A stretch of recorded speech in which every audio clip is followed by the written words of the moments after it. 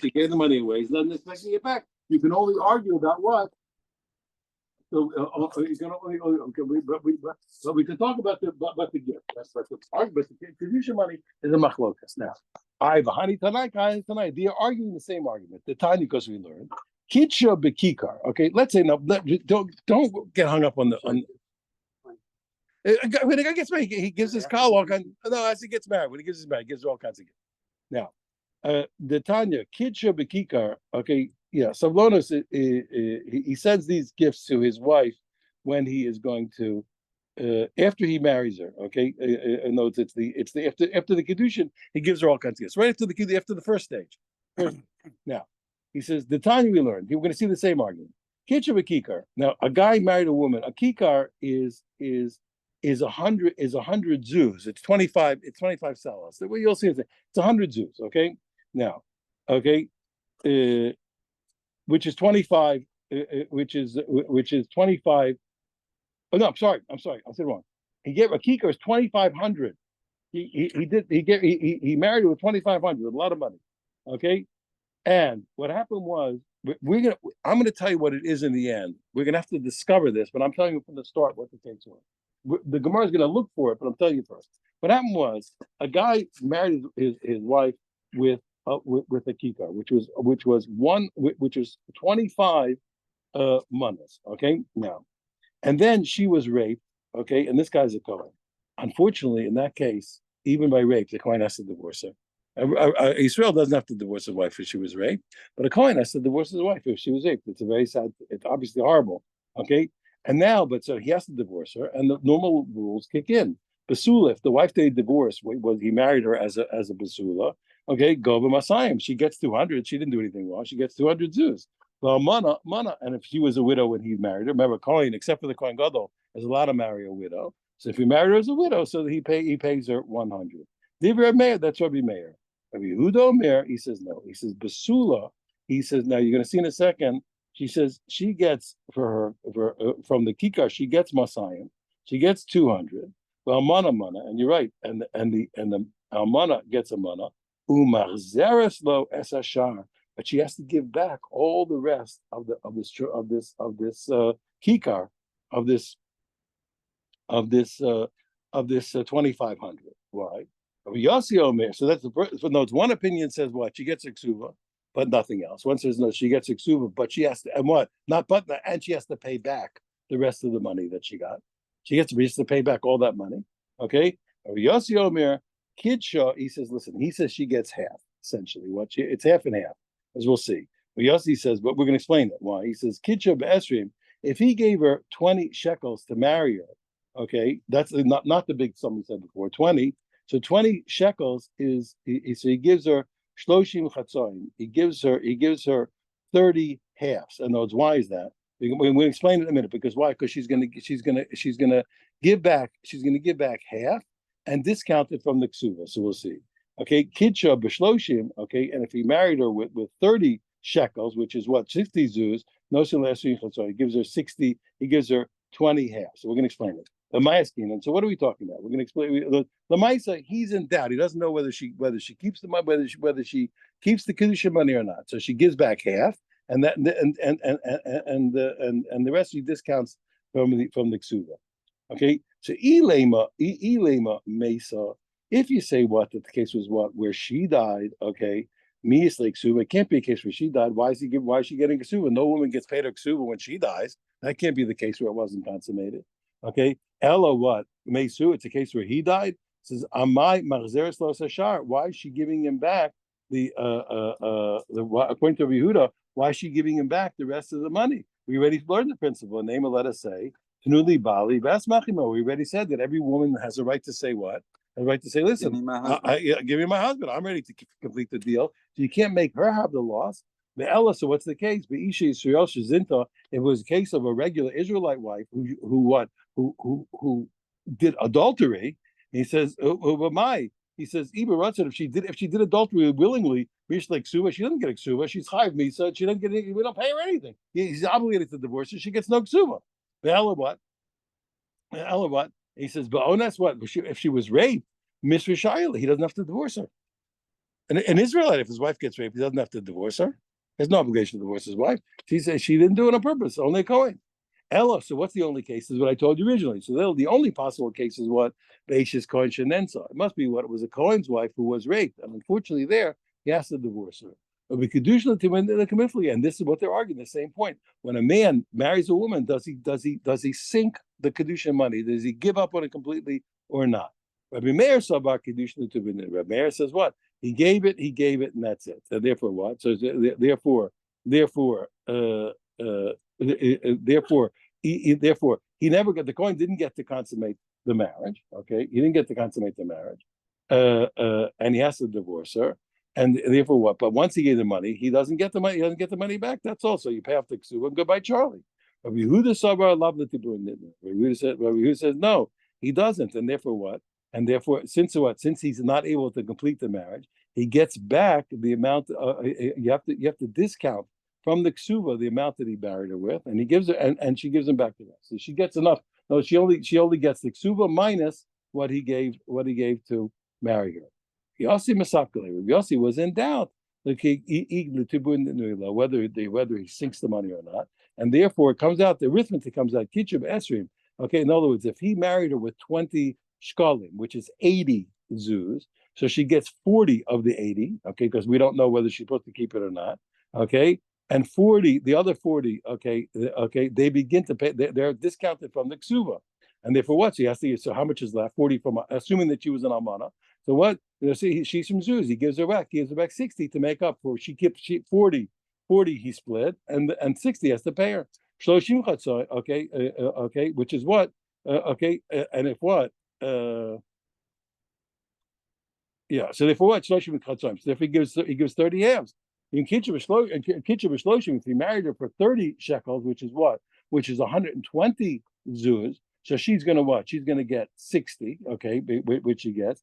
And 60, she has to what? They start to pay off the ksuba. So 60 from 100 is going to be 40. No, same law. Assuming Chatzayim gives it 20 half shekels, which is 40 zuz. There's no such concept in Valley Rasmachim in such a case, even though she got no. He has to divorce her because she's a claim. They understand that part. Yeah. In my case, we have to divorce the claim, but she could say, "Listen, I want to keep the money." That's a good point. Let's say. Not my fault. Let's think for a second. Let's think for a second. No, so I have to. It's a great question. I'm not sure, but I think. But it's a great question. I think. Yeah. Here's what I think.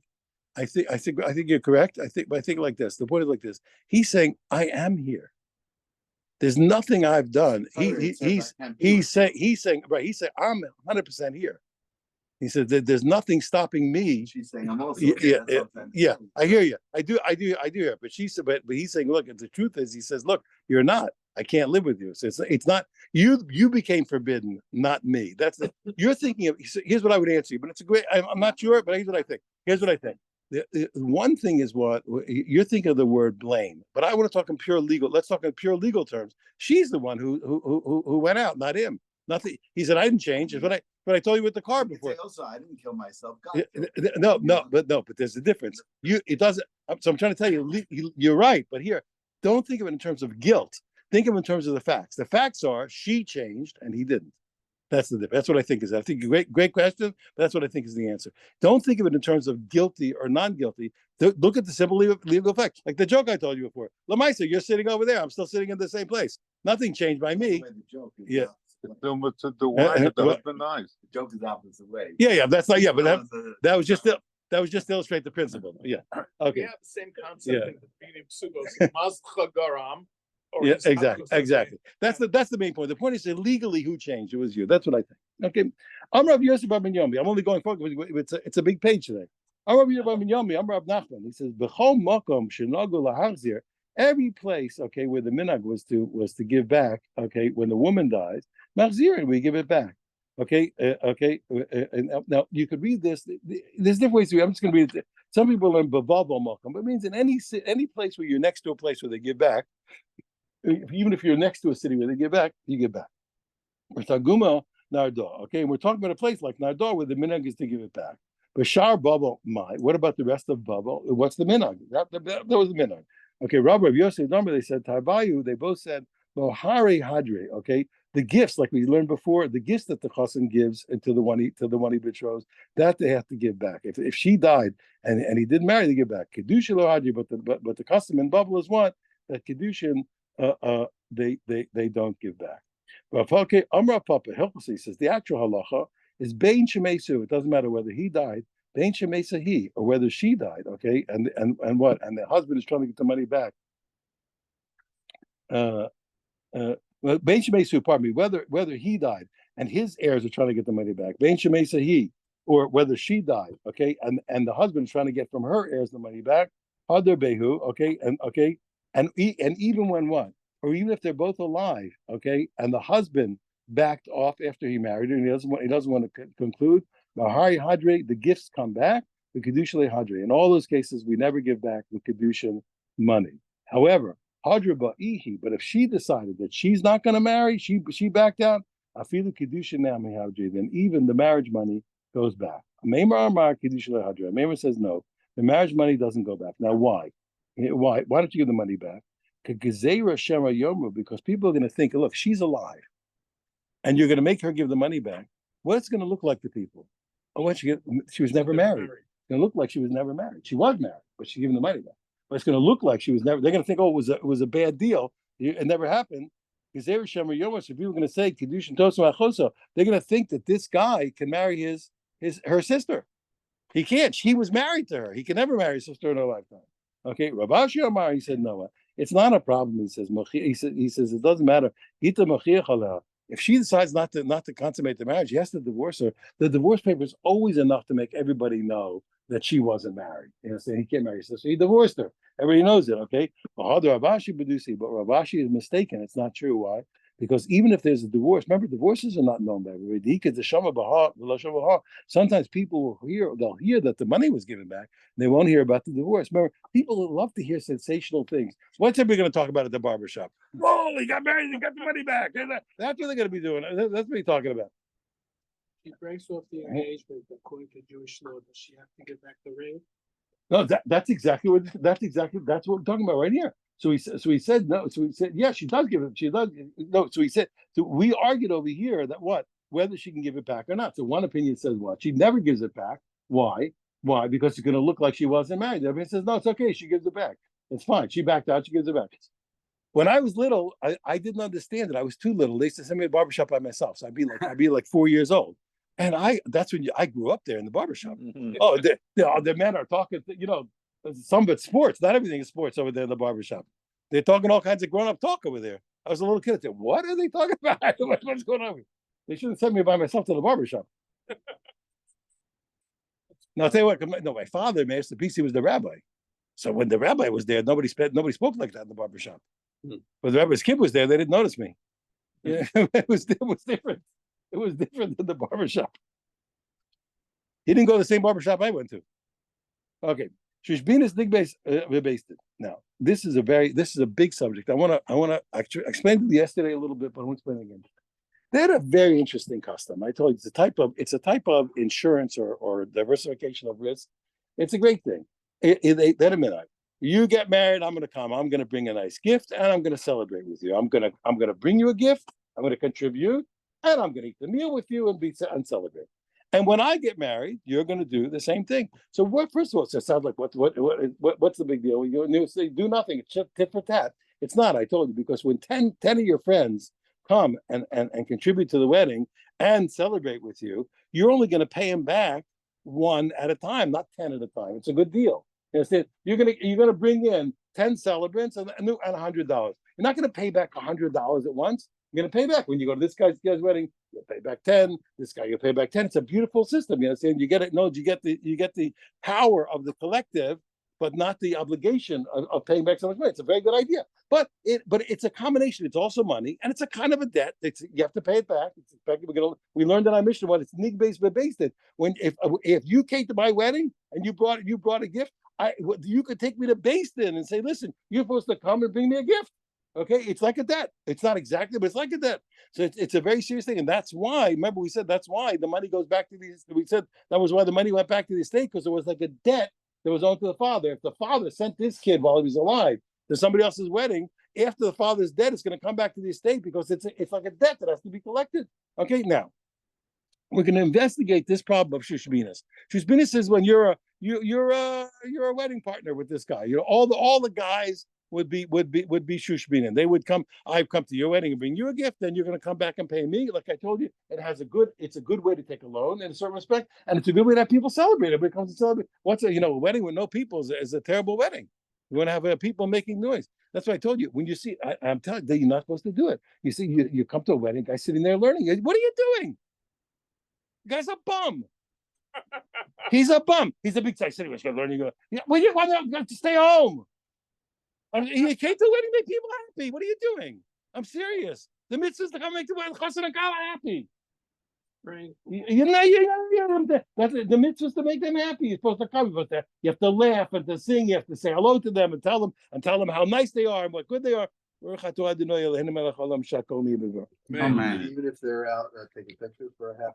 No, that's a different. I'm saying that's no. That's okay. I mean, but you understand. You understand what I'm saying. But even there we can debate because there has to be an aura of simcha in the hall. That's not what that's what you came for. You came here to make them happy. That's your job. That's the mitzvah. I'm saying, but you have the job is to be misamech with people. So you give for Chnasas Kala, you're supposed to get it back too? No. That's not true. If it was shushbinin, you would be off, but that's not what we're talking about. That's a contribution. Okay, now. But just pointing out to you, celebrating a wedding is a gigantic thing. And my Rebbe, may rest in peace, and I never heard him say such a harsh thing ever. Once there was a wedding, and a guy, he asked where a certain guy was, and they told me, he said he had to learn, he couldn't come. He said, what's he doing in my yeshiva? We can't have a guy like that in the yeshiva. A guy's not coming to his friend's wedding because he's too busy. He said, he can't be in the yeshiva. It's not a person from my school. This guy's subpar. He can't be in my school. I'm serious. That's the harshest thing I ever heard him say. He can't study in my school. This person is not fit to be in our school. Yeah, I'm just saying, it's a big deal. Going to a wedding is you have a job to do. That's your job. Married already. Huh? Not pay anybody else. What's that? They all pay his wedding. Okay, so now, but I'm trying to point. So there's two aspects here. There's a third aspect. Wait. There's a third aspect.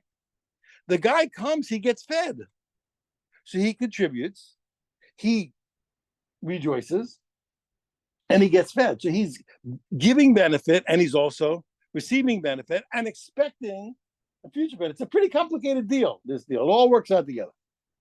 So he said in our Mishnah, we said, why does the money go back to the estate?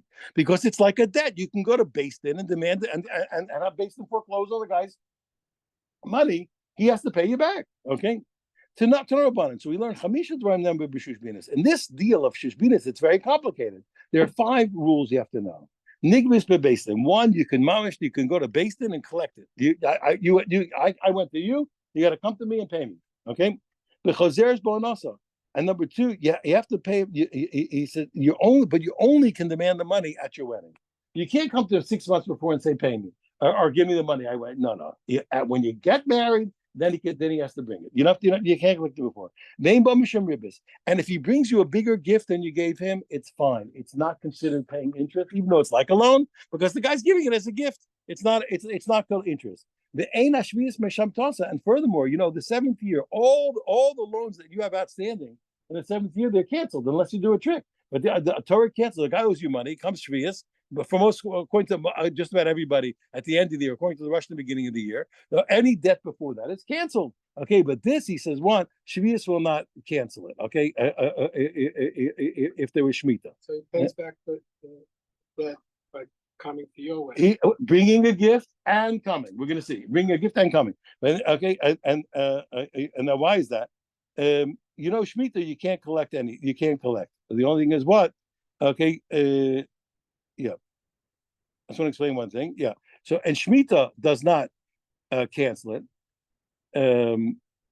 Does not cancel the debt. That's one thing. Sorry, 1 second. Yeah.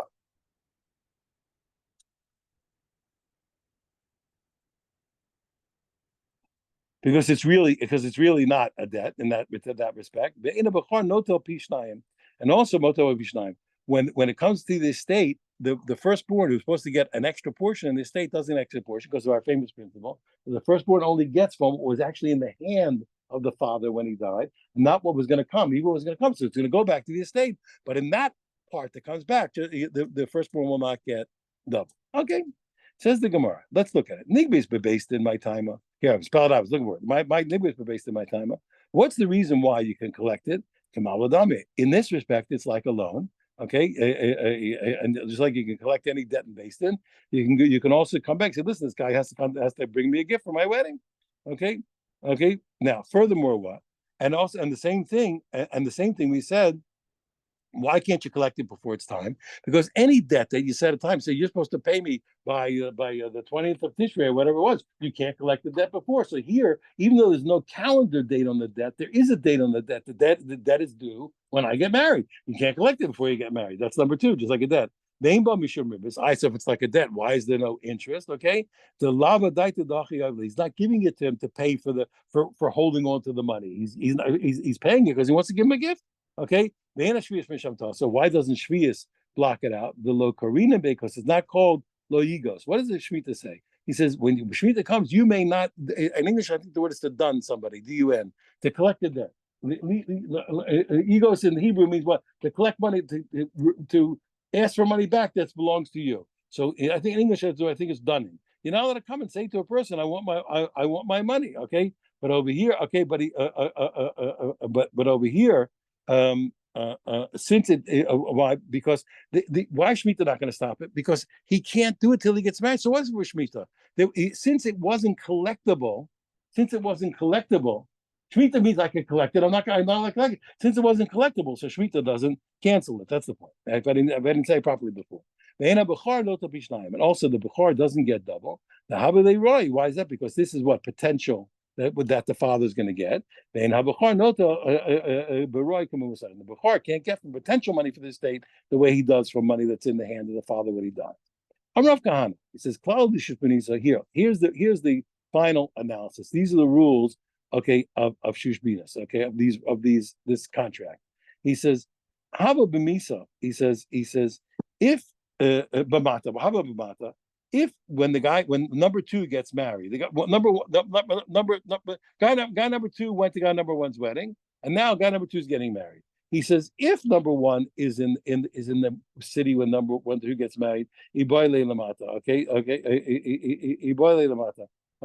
he has to come and lamaisa. He has to bring. Pardon me, lamaisa. He has to come and bring the gift. He's in the city. He has to bring it. Shama kal tavla. Let's say he wasn't even in the city, but he heard the bell announcing the wedding. Okay, he also has to come. He has to bring the gift. Okay, he has to bring the gift, like we said. What kind of bells announced? They have a wedding. They had a bell. You would think only going by bells. We also have bells. Yeah, Like a prize fund. no, that's what we just said. We said no. We said it wasn't. Accounts receivable in general. That's, I can't. It's debts. I can't remember. Payback. I just have to double check. I don't remember. Was actually Martin talked about it before. I don't remember the conclusion. Tell me tomorrow. Yeah, Belina. Yeah. Actually, we actually had it earlier. Okay, below Shama Kaltav. No, but let's like this. Let's say he was around. He was far away, but he was so far away, and he didn't hear the bell announcing it. So then number two really has to notify number one that he's getting married to get it. Okay. And if he didn't, okay, and since he didn't notify number one was too far to hear, and number two neglected his obligation to notify number one that he's getting married. Taromas Itzlay, so number two is going to have a complaint. Shalu, okay, number one can complain. Okay, but he still has to, pay him back. Okay, but the only thing is like this now. But you got to be careful. But since he doesn't get the meal, he has a right to feel bad. He still has to give him a gift, but he has a right to discount the meal that he didn't eat. Say, listen, I'm supposed to get fed.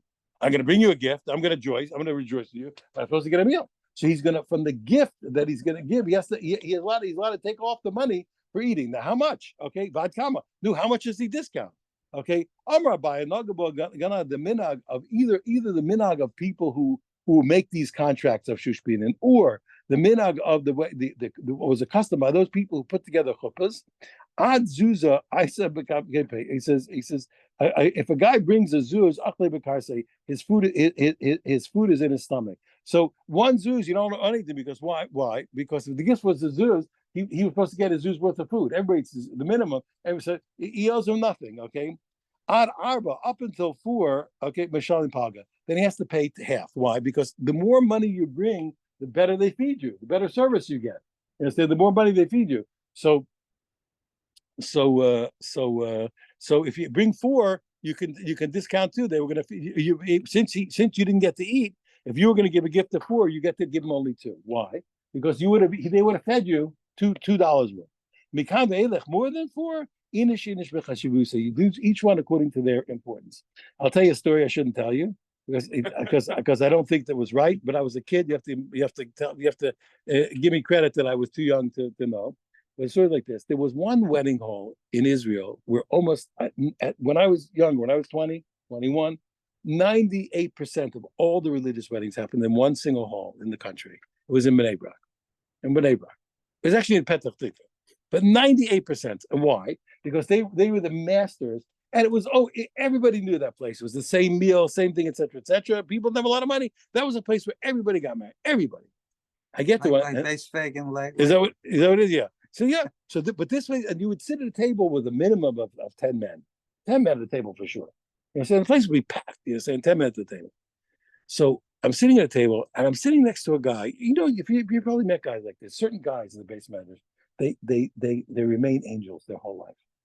They're pure as could be. You know, you probably met a guy like that. You look at the guy's face, he's an angel. The guy's a malach. He's so pure and so innocent. There's guys like that. You probably met a guy like that. I'm sitting next to that guy. Meantime, at my table, the guys figure they want to eat. They grab the waiter, and they tell him, "Listen, you feed us good. We're going to give you a big tip." The guy says, "Okay." Now the guy next to me doesn't realize what's going on.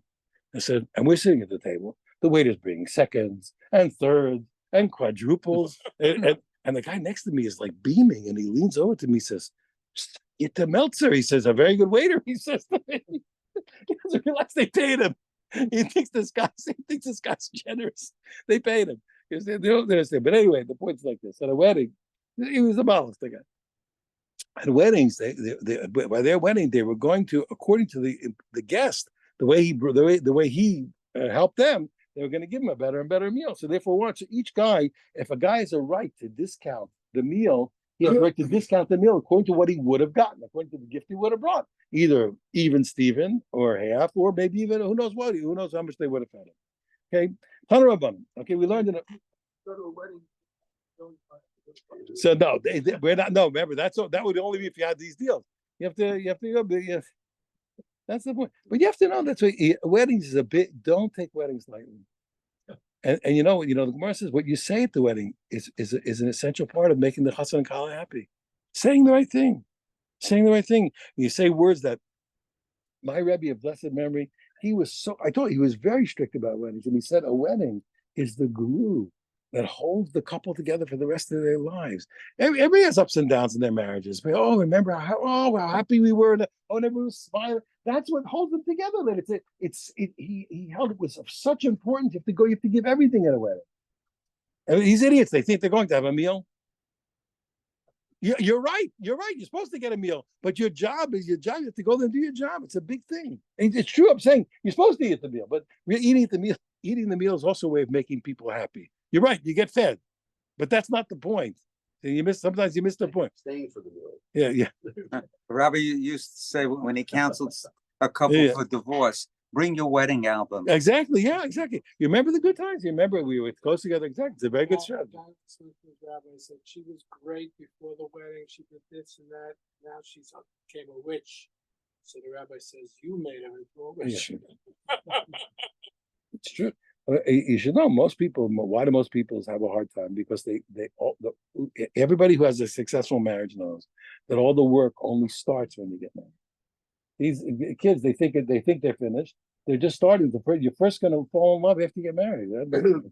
The real love happens later. Okay. Anyway, So if he wants some after couple, he tells the Kala Nova Chasuda. So what does he tell the groom? Uh, We don't have any record of what he tells the groom. No, first of all, everybody tell everybody the Kala is wonderful. That makes the groom happy. You have to tell the Kala that the Chassans are. You have to tell the Kala the Chassans are nice If he guy. hears that, then it makes. Yeah. Tana Rabbanan. Also, emo bepumbi. Now watch this. Get it ready. If number two went to number one's wedding and it was a big public wedding, it was a big happy simcha, ubikish latzosim betzina, and he's inviting number one to a wedding that's going to be very quiet. Okay, yochel omarlo, he can say, listen, bepumbi asay imchak b'derech shesimandi. I'm willing to show up when you make a big happy wedding like I made. I want tit for tat.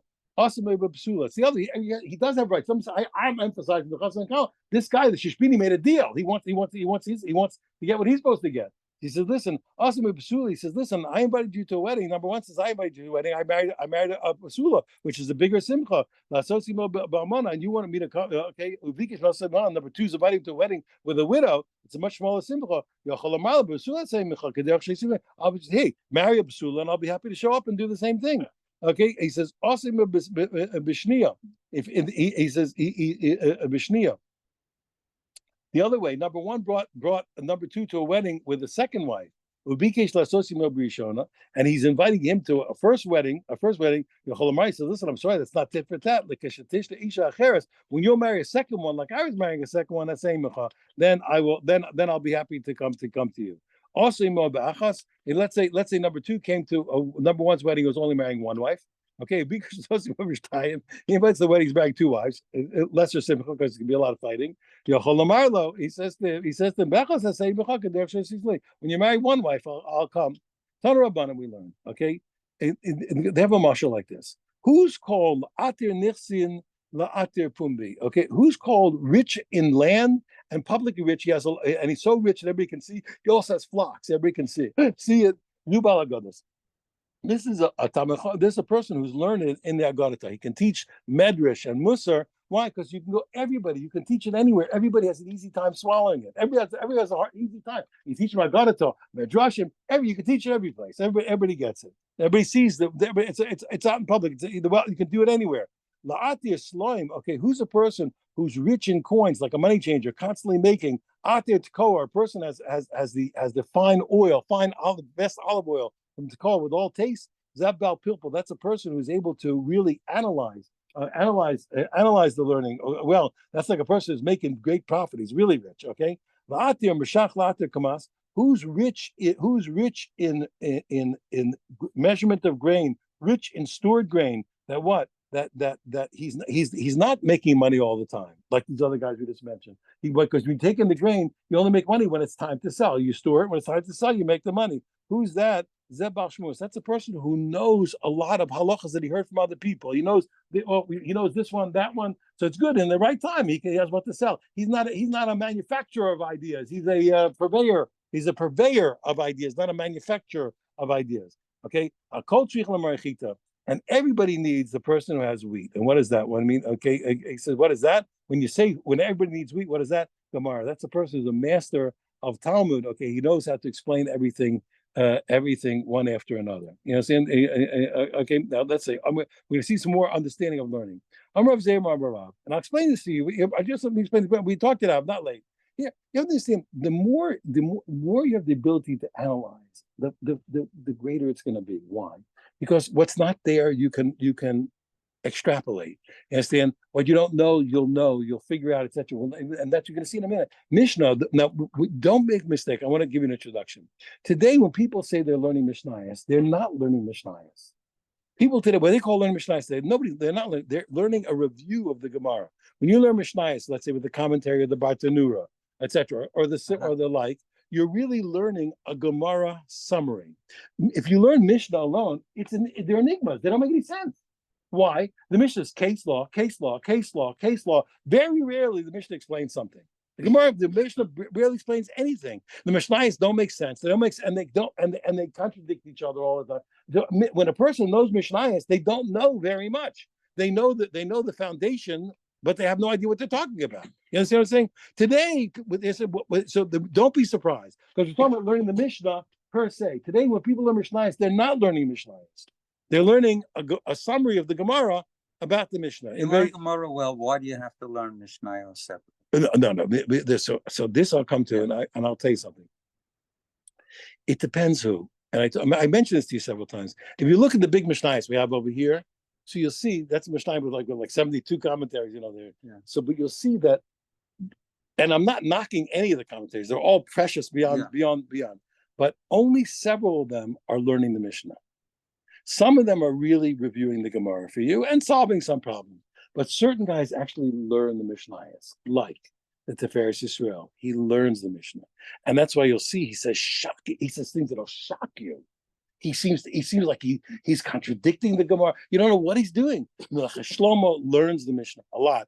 And now everybody learns the Mishnah some, etc. But there's a difference between those people who are essentially making the Mishnah palatable. They're making the Mishnah understandable. And the other people are actually sitting down to study the Mishnah. Those guys will rock. They'll shake you up. They'll give you conniption. They shake everything up. And you'll see that understanding the Mishnah is a gigantic thing. My Rebbe, when he was young, he may rest in peace, he was very fond. There was a rabbi in New York named Rabbi Davis, who was a trailblazer. That's why my Rebbe was attracted to him. So he told us that this Rabbi, Rabbi Davis. Here's the picture. Here's the one. Whatever you asked him, he could bring it back to a Mishnah. Every question of Torah, that's a tremendously learned person. He could show you from a Mishnah. He can show you in the Mishnah the answer to everything. It's incredible.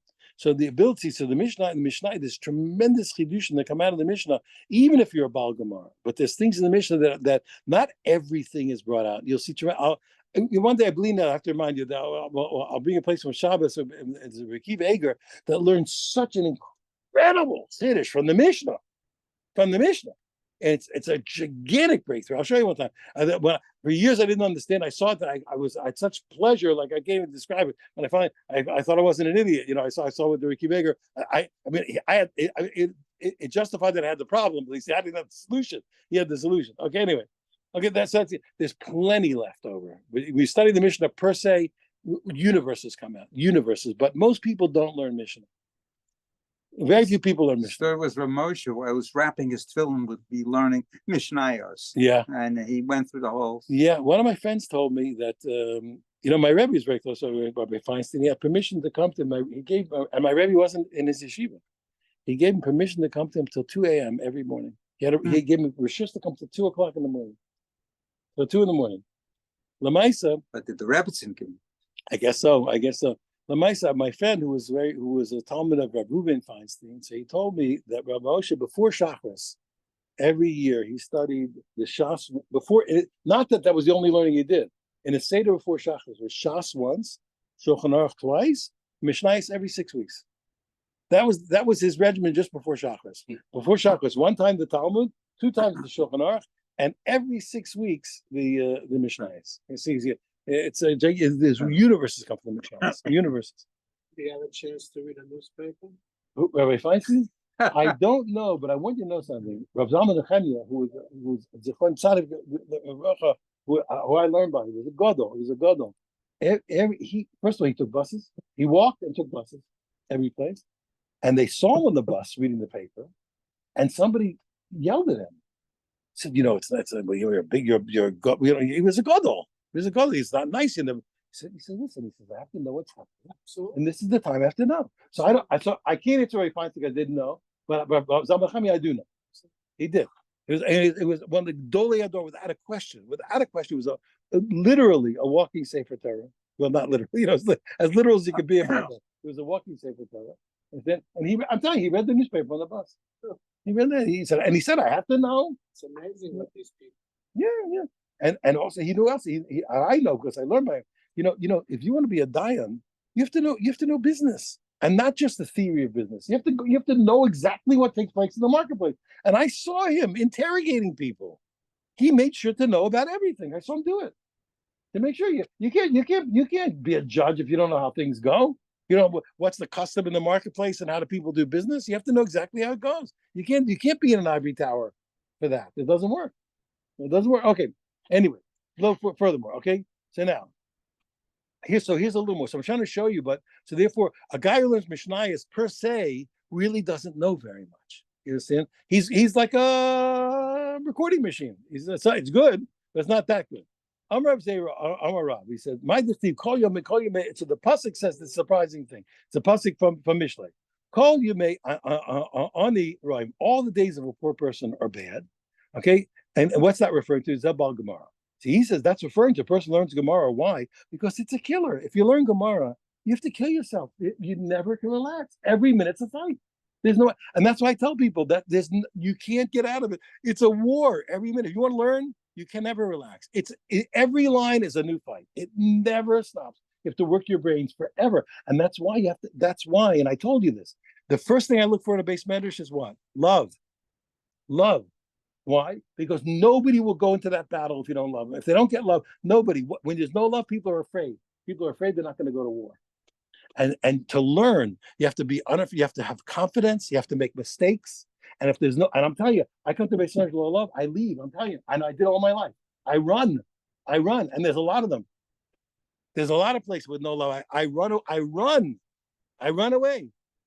But there are places I know that I know places.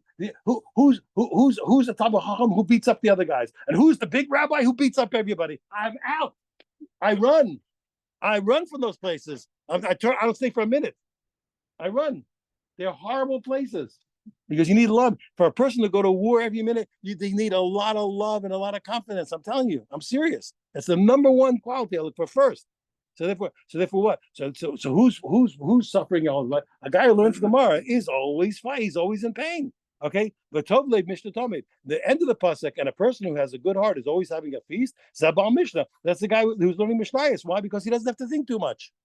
It's no problem. Case law. It's fine. Just read. No problem. Rav Amar Yitzchak says no. It's the opposite. The facts are true, but it's still the opposite. When it says that all the days of a poor man are bad, that's a guy who studies Mishnayos. You know why? Because he'll never know the halacha. He's miserable. He can never tell you what to do. He never knows what to do. Okay? And when the Mishnayos contradict, he can't understand it. He doesn't know what to say. And when it says that a person that has a good heart, he's always having a feast, that's the guy who learns Gemara. Why? Because he understands the principles of the Mishnayos and the reasoning. And when he has to know what to do, he knows what to do. So it's the opposite. So in the one respect, one guy's killing himself, but he's happy all the time because he knows what to do. One guy's happy in the respect that he's not working very hard, but he's unhappy. Why? Because he never knows what to do. Behind the Amr of Misharshiv, Mishmei the Rabbis, we said, "My dichsiv, Messiah Avanim." Yeah, so the guy who cuts the stones, who has to quarry the stone. He says he's unhappy. And the person who cuts the wood, who chops the wood, he gets benefit. He gets warm. The person who cuts out the stones is sad.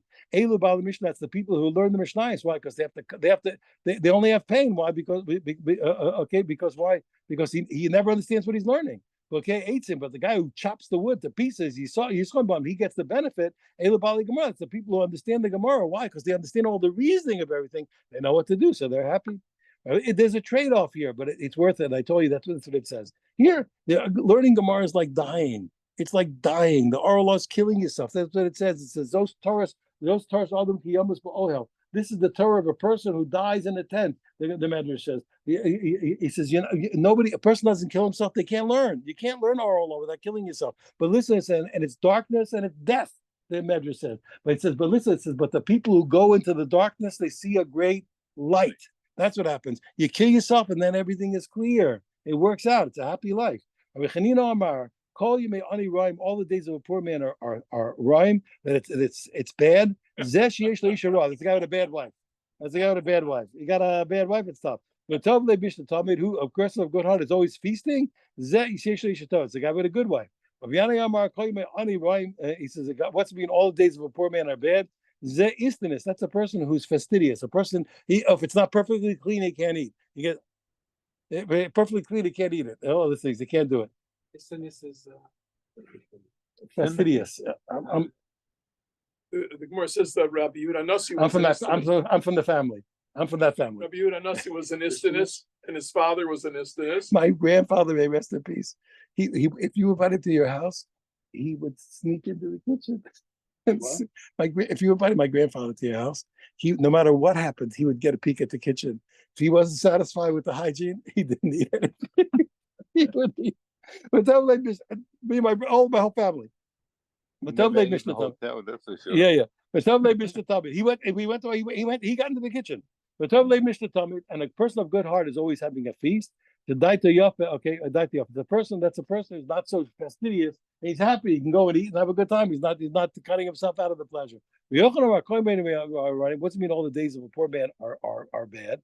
Okay, Zer Rachman, that's a person who is merciful. Why? Because he's always giving his heart away to everybody. He commits it with everybody. He wants to help everybody.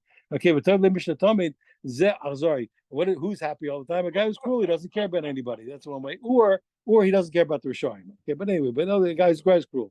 Yeshua ben Levi Omar, call you may ani Ryan. What does it mean all the days of a poor man are bad? Daito, sorry, that's a person who's very short-tempered and strict about everything. Okay, so he's miserable. But Tovle Mishnah Tamid, okay, and a person who's happy, he's always feasting. That's a person who's gracious and generous with everybody. Let's go down. We're going to finish up. Okay, we'll finish up quickly. Does this sentence mean cheap? Huh? This sentence Yep. means cheap. No. This means no. The Isn't means fastidious. He has to be clean and perfect. This means cheap. This when a person is diet of tzara, he's stingy and mean. That's the guy who's cheap. He's stingy and mean. Rabbi Yeshua ben Levi, he says, call you may ani rhyme because he's unhappy all the time. Call you may ani rhyme. All the days of a poor man are bad. Okay. What do you mean? Why? Even a poor person, even a poor person, the city has to give him food for Shabbos Yom Tov. He gets nice food. The city has to support him. So why? What about that? In the Shmuel, don't worry. But Shmuel, the answer what? Amar Shmuel, he says, Shine Veset. He says, he says, even getting good food in Shabbos Yom Tov hurts him. Why? Because since he's not used to good food, when he gets it, it's negative. Whenever you change a person's norm, it also affects him negatively. Even though he has the pleasure of the good food, he's negatively affected by all of a sudden going from from poverty food to good food. Furthermore, Ben Sira, he repeated. Ben Sira was a book that was never canonized in the beginning of the second base of Megillah. So the rabbis never accepted it, but there's wisdom in it, and it's quoted a lot. So in the Sefer Ben Sira, he quotes the Shlomo Melech, "Call you may ani rhyme." He says, "What all the days of a poor man are bad." Okay, for the reason we said, okay, because he has no food, and then even on Shabbos he has to change. Ben Sira says, he says af leilos. He says Shlomo Melech said when only the days are bad. He says I say even the nights of a poor man are bad. Why? Because he can't even sleep in a nice place. What does that mean? Why is that? Bishval gagim gago, where the other roofs come to their low point, that's where his roof is. His roof is right at the low point of all the roofs. So what happens when it rains? Mimkar gagim gago. So what happens is when the rain comes, all the roofs pour the rain onto his roof. The poor guy, he can't. He is lower there, but all the other roofs pour down the rain on him.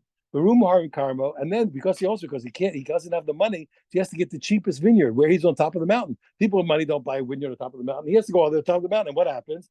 After Carmo, and he has to be busy. All of the fertilizer that he puts on top of his After Carmo, all the dirt and the fertilizer that he puts on his vineyard, lakromim, it falls down to the vineyards of the rich people. The guy can't get a break. His roof, he gets all the water, and in his vineyard, he loses all the good stuff to the rich people. We'll call that a daf. So we started with one second. Let me find the first connection. Let me think for a second.